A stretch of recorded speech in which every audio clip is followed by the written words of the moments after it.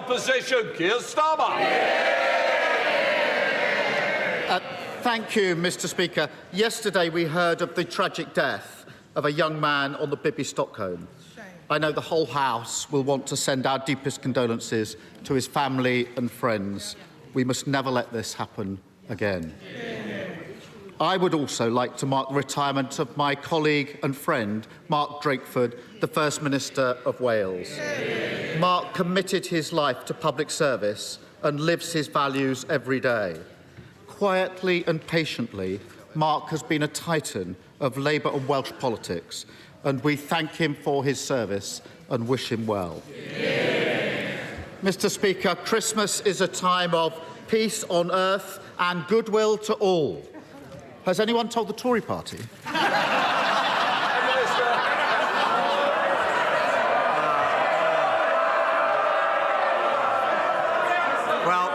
Mr. Speaker, Christmas is also a time for families, and under the Conservatives we do have a record number of them, Mr. Speaker.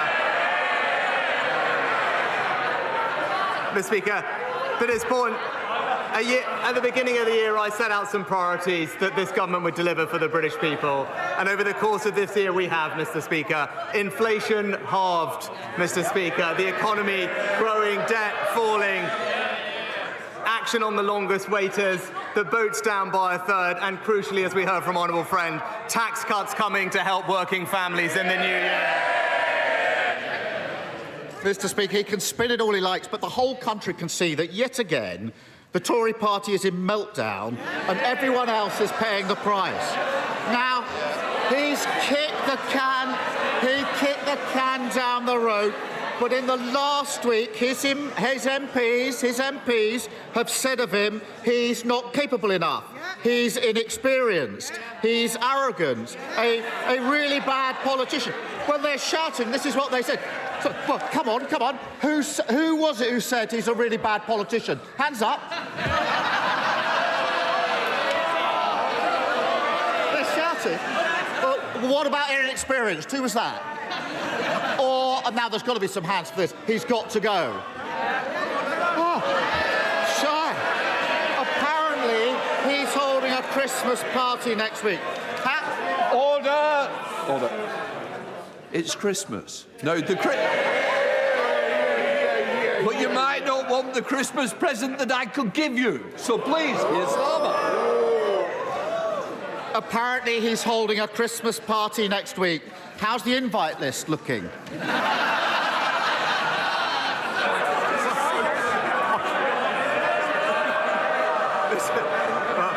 Mr. Speaker, I thank the honourable gentleman for all the comments. What I would say to him, he should hear what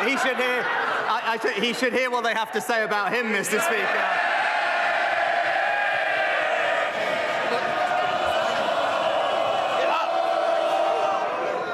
Right. Do you want to be the first one? Because it is Christmas and I'm going to hear it. My constituents are going to have a Christmas like everyone else. They want to know how their Christmas is going to be affected. So I want less of it from all sides. Keir Starmer. Speaker, they've obviously found the donkey for their nativity. The search of three wise men may take a little longer. But while they fight amongst themselves, there's a country out here that isn't being governed, where more than 100,000 people are paying hundreds more a month on their mortgages, energy bills going back up in January, the economy shrinking again, NHS waiting lists an all-time high. Doesn't he think the government would be better off fixing the messes they've already made rather than scrambling to create new ones? Mr. Speaker, he talks about governing and spent the first two questions talking about political tittle-tattle, Mr. Speaker. What a joke. Well, let's get on to the substance, Mr. Speaker. Let's get on to the substance. He mentioned the things. What is the news that we've just heard in the last week? Well, what's the most important thing? The most important thing is education, Mr. Speaker, because that's how we spread opportunity in our country. And what have we learned? Where are the schools performing best in the United Kingdom? In England, Mr. Speaker, thanks to the reforms of this Conservative government, rising up the league tables, giving our kids the start they need. And where are they plummeting down? In Labour-run Wales. He talks about children. Nearly 140,000 children are going to be homeless this Christmas. That is more than ever before. That's a shocking state of affairs, and it should shame this government. Instead of more social housing, house building is set to collapse. Instead of banning no-fault evictions, thousands of families are at risk of homelessness. Rather than indulging his backbenchers swanning around in their factions and their star chambers, pretending to be members of the mafia, when's he going to get a grip and focus on the country?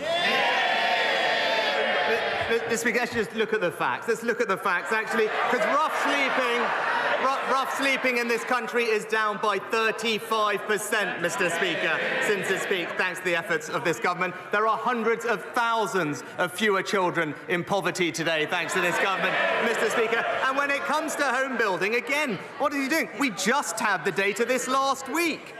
In the last year, an almost record number of new homes delivered, Mr. Speaker, more than in any year of the last Labour government. 140,000 children homeless this Christmas, and he's utterly tone deaf. And the rise in homelessness shows how these Tory crises merge and grow and damage the country.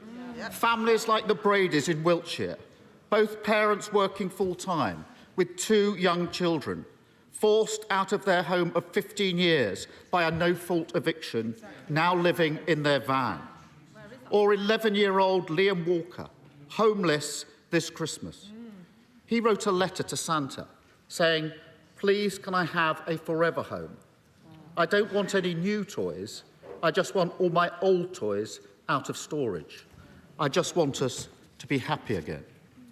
Is there anything that could shame this government into putting the country first, then it's surely this little boy. Mr. Speaker, if he really cared about building homes... No. If he really cared about building homes, when there was an opportunity in this House, Mr. Speaker, in this House, to back our plans to reform defective EU laws, to unlock 100,000 new homes, Mr. Speaker, what did he do? What did he do? He went in front of the cameras and said one thing and came in here and blocked it. Typical shameless opportunism. Thank you, Mr. Speaker. He hasn't finished. As the world's... One more. Mr. Speaker, is that really his Christmas message to Liam? Cocooned in his party management breakfast. He just can't see the country. Order. Mr. Cleverly, please. It's Christmas. I want a little bit of silence. And I'm going to get it one way or another. And that goes to each side. Keir Starmer. Cocooned in his party management breakfast, he just can't see the country in front of him and what they've done. I'll finish by thanking hard-working families across Britain who kept our country going. It's been an impossibly difficult year for so many. I want to pay special tribute to our key workers, particularly those in the emergency services and those serving abroad in our forces, who, even at this time of year, are doing the vital work of protecting their country. I wish everyone, including the members opposite, a very happy and peaceful New Year. Will the Prime Minister join me? Prime Minister. I think, Mr. Speaker, he missed that I paid tribute to our emergency workers at the beginning of the session, Mr. Speaker. But let's see. No, because I think it is important, because he talked about working families.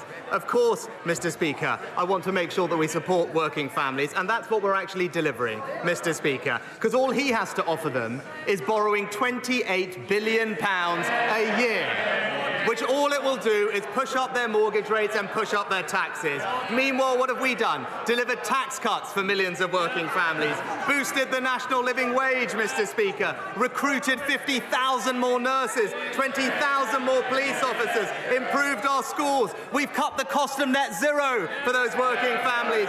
We've cut the boat crossings by a third and we've halved inflation. And that's the difference, Mr. Speaker. We're getting on and delivering for working Britain.